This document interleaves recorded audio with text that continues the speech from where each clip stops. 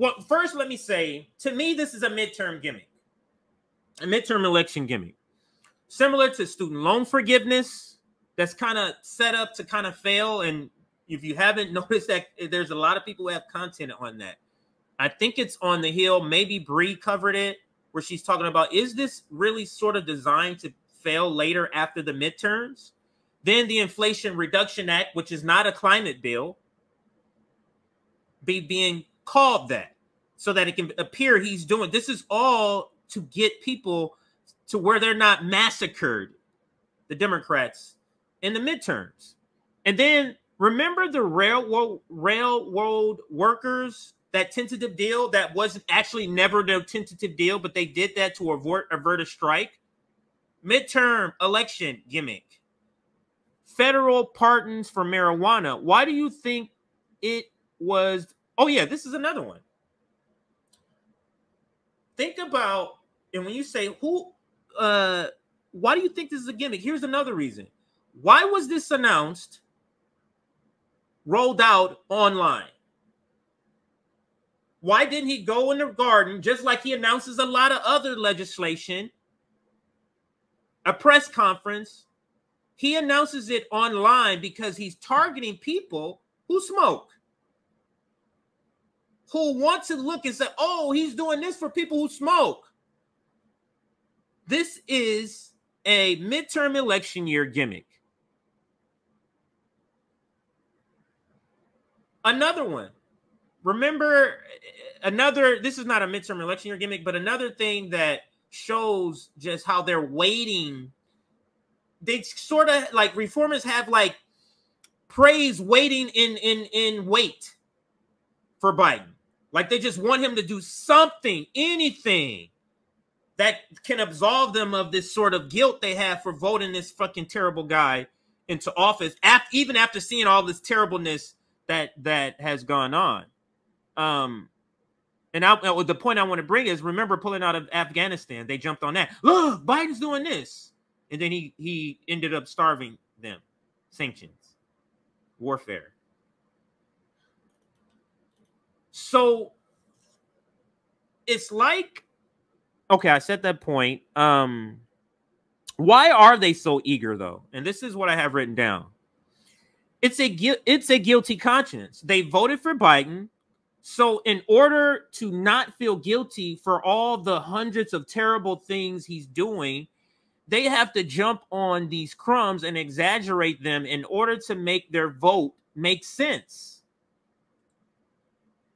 This is to make their vote make sense. They have to, Biden is doing these. Otherwise, it's like, this is harm reduction to you? Rational National? So let's listen to this video, David Dole. Oh my goodness. I sat down to shoot a completely different video, looked online to see if there were any updates to that story. I'm still going to shoot that video later, only to find out that Joe Biden is making a massive move on cannabis. So let me get to this news. This is just breaking. He put this on. A massive move on cannabis. And how did Cassandra describe it? This is a step in the right gesture. A person plugged into the situation described what he does as a step towards the right gesture. Not even a step in the right direction. The step in the right gesture. He says this is a massive move. Massive. Think back to what I said about guilty conscience cheerleading. They put this terrible guy in office and inflation and about to go to nuclear war and all these terrible things he's doing. And they hear the far left, as they call us, the radical left, calling them out on this garbage. It's a lot of guilt behind this vote to put Biden in office. So they have to make this bigger than what it is. Let's continue with David. Oh my goodness. I sat down to shoot a completely different video, Looked online to see if there were any updates to that story. I'm still going to shoot that video later, only to find out that Joe Biden is making a massive move on cannabis.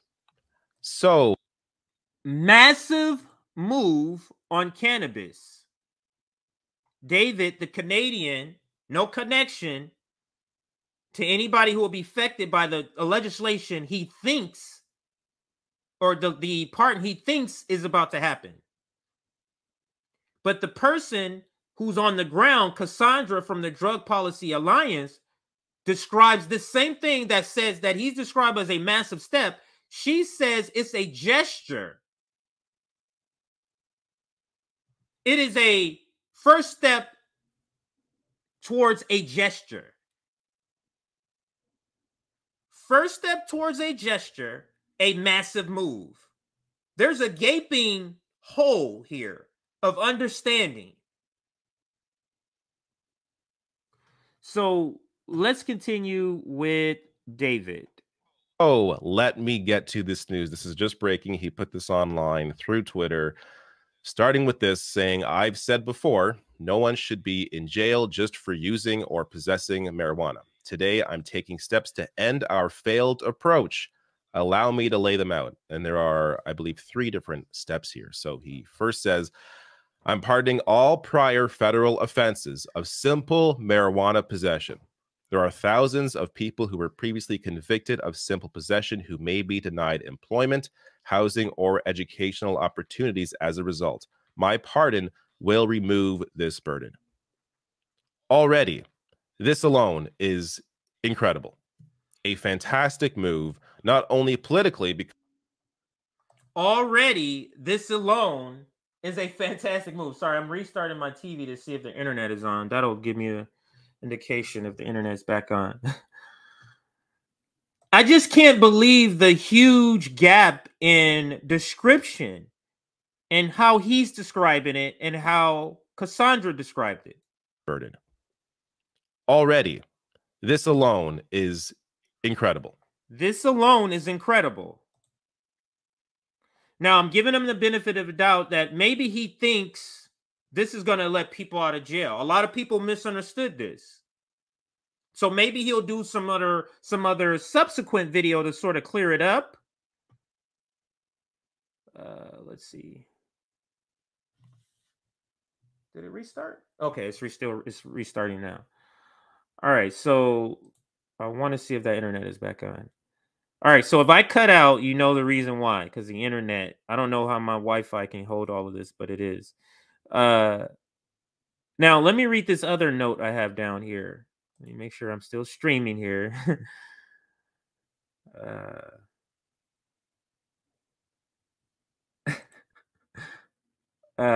This comment here. David Dolt loves them crumbs he ain't got to eat. What a surprise. He's in to your point, he's in Canada. So these crumbs that he all wants us to digest, he's not doing that. He has health care. They describe this in glowing terms as if they have no personal connection to cannabis or drug-related convictions. They describe as if their only understanding is through reading an article. That's another point that I put down here. Like in the way they're describing it, like Cassandra, who's on the ground, she's connected to it. She understands, what he's doing is this. But in the way, am I frozen here? But in the way that he describes it, it's like he has no connection.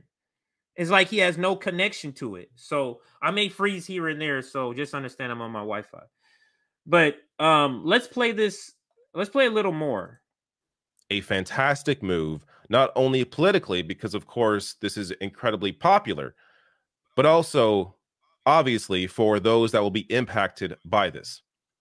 I mean, think of how crazy it is.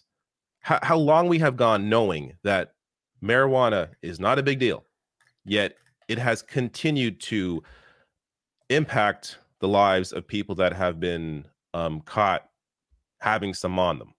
be it through, as Biden mentions, employment, housing, educational opportunities. It is completely insane. So to finally see a president step up, use their power, and do something about it is honestly surprising.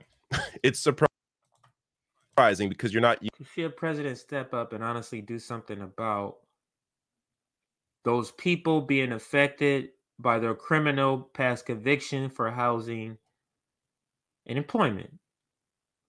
Nothing else. Let's continue, and then we're going to bring up the next seeing one. Some actual progress like this, but here Biden is actually doing it.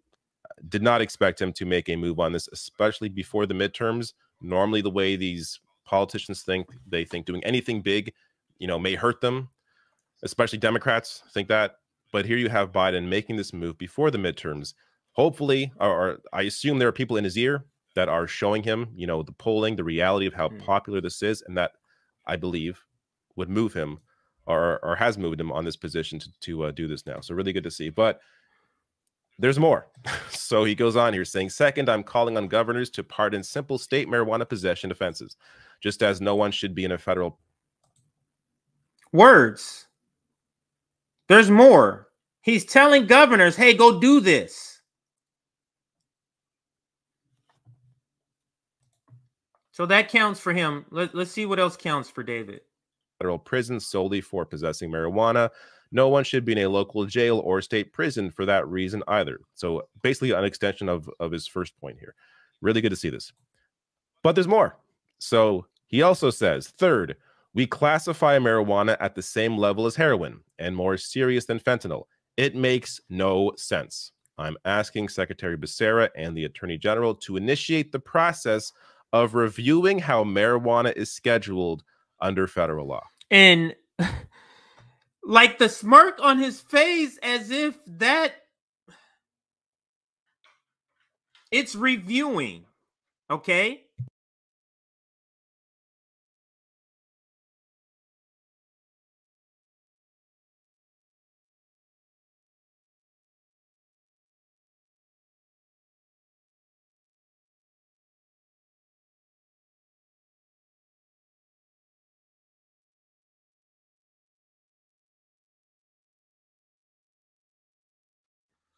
Sorry, wife and daughter just got home from a doctor's appointment.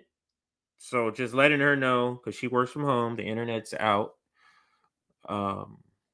So today she's working from home, not always. So as you can see, I restarted my computer or my TV, and it's still out. So the internet is still out. Exactly. Asking someone else to initiate the process of reviewing. So understand, he's asking them to start the process of examining the effects. That's it. This in no way means decriminalizing it or descheduling it. All he could do is just lower the schedule, which would complicate all the current legal laws that allow recreational use of cannabis. But you're jumping on it, David, as if this is great. This is there's more. This is all one thing, David. So I have discussed this at length, how marijuana is still a Schedule I drug, just completely insane. Finally, Biden is doing something about this through executive order, through his executive powers. He can do this alone. He does not need Congress. He needs Congress to legalize it, but he doesn't need Congress to remove it from a Schedule I drug. So, of course, this is just the announcement of them looking into this, but assuming this continues, it appears he's going to take it out of a Schedule I drug. Where did it say that? Where did it say that, David? It appears he's going to take it out of the schedule. It says nothing to that effect at all. Congress to remove it from a Schedule I drug. So, of course, this is just the announcement of them looking into this, but assuming this continues, it appears he's going to take it out of his Schedule 1 drug.